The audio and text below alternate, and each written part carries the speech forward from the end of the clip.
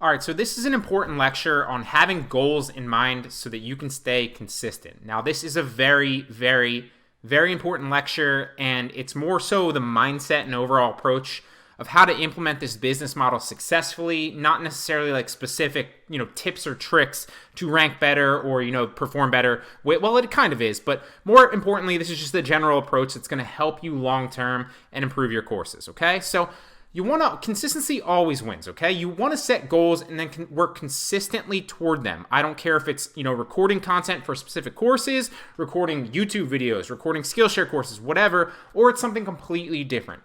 Consistency always wins. So you need to ask yourself and set goals. What does your specific schedule look like? What can you afford to, record? Maybe you're in school and you have specific hours that you can come home and work, right? Maybe you have a full-time job and you can only do it at certain hours. Maybe you have kids or a wife and a family, and maybe you can only really afford to do it certain nights and, on weekends from time to time. These are all questions that you need to ask yourself. It's okay with whatever lifestyle you have, and you can really succeed with this business. That's why I love it. You can put in the time when you want to. But it's important not to just do it sporadically or you'll never really gain any traction. Instead, you want to set goals for yourself. Ask yourself, how much content can I afford to create a week? How much do I realistically think that I can create in a week, based on my schedule and my lifestyle? How much per month? How much per quarter? How much per weekend if, you have kids or your family or whatever? Ask yourself these questions, then set specific goals on potentially achieving those. It's okay if you fail at them, but set them and try to maintain them.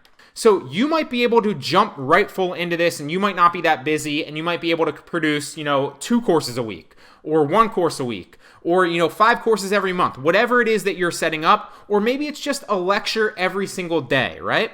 Whatever it is that you want to set up, only you can answer that question, but it's important to understand that yes, more courses ideally equal more income, and that is true. However, that's assuming that you're not sacrificing quality just to simply pump out quantity. If you start to think that, hey, more courses just equals more income, you will potentially fail because you'll try to get out a bunch of courses at once, and I've seen so many instructors do this, and other people that I've taught do this as well, and if you try to sacrifice quality for quantity, you will lose. So, ideally, yes, more courses equal more income, assuming that your quality is the same for every single course, right? And you're pumping out good quality for your courses, okay? So set your goals and then work to achieve them. Now, what I found works the best, and the best approach for this is if you're a busy person, or if you have other hobbies or goals that you do on a daily basis or in your life, or maybe you have a full-time job or you're in school or whatever it is, set your goals like we talked about, okay? Then just aim to make consistent progress every blank, right? Every single week. If you set a goal of having a course a week, then what you want to do is you want to work towards that every single week, right? Maybe you set a goal of a course a week. You want to create an outline for your ideal course on the topic that you chose, right? And the topics that you want to talk about in that specific course, right? And if you, for the example that we're going to use here, we're going to say maybe you want to go ahead and create a course every single week, okay? Then what you're going to want to do is you're going to say, okay, I outlined it and it's 15 lectures long. Well, then I need to ask myself, there's 7 days in a week. Can I afford to work them all? Okay, I can. I can afford to work 5 of those 7 days because maybe I take weekends off to hang out with my family and my wife and kids, or whatever it is that your lifestyle dictates, right? You need to answer those questions. So then you have 5 days left to record 15 lectures, which means that you need to only record 3 lectures per day on average. Everybody can get out 3 lectures per day. That's not that difficult, and that's not that draining or weighing down on you like that. But if you sit there and you think one random day, I got to get an entire course out, you're going to feel overwhelmed, and you might either record it and record it bad, or you might just not have the enthusiasm, or you just might not record it altogether or only get a few lectures done.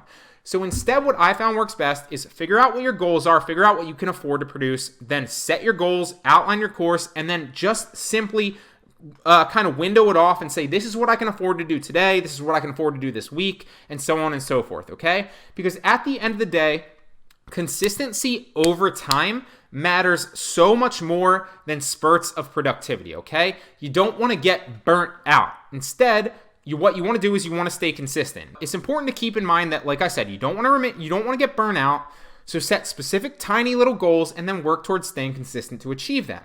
Instead, what I found is if you record too much at once, What you can potentially do is you can sacrifice enthusiasm. You can sacrifice production value, and that is a major no-no. But it all draws back to take it small, consistent, incremental goals every day and just work towards what you can afford to do. But I'm just giving you my experience on what works best and what kind of communicates the value to the customers the best.